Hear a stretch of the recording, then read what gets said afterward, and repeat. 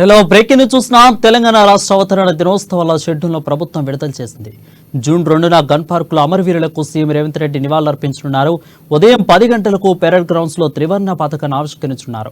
ఇక parade grounds లో police పలాకాల parade March first కూడా కార్యక్రమాన్ని నిర్వహించనున్నారు.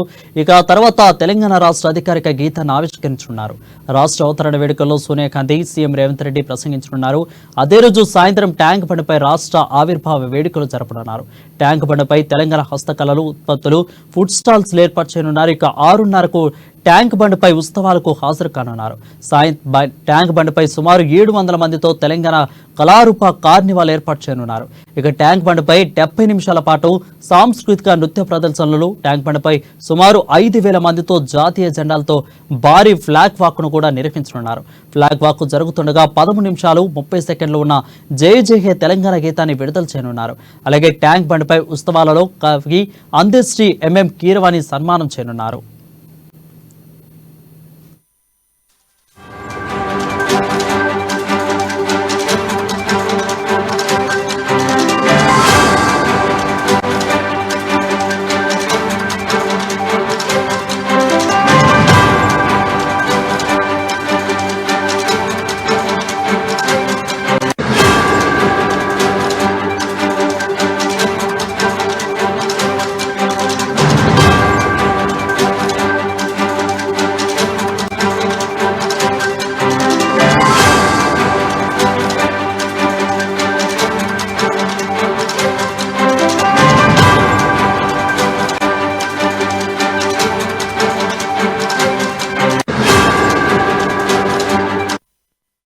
చూస్తున్నాం. తెలంగాణ రాష్ట్ర అవతరణ దినోత్సవాల షెడ్యూల్ను ప్రభుత్వం విడుదల చేసింది. జూన్ 2న గన్ పార్కులో అమరవీరులకు సీఎం రేవంత్ రెడ్డి నివాళులర్పించనున్నారు.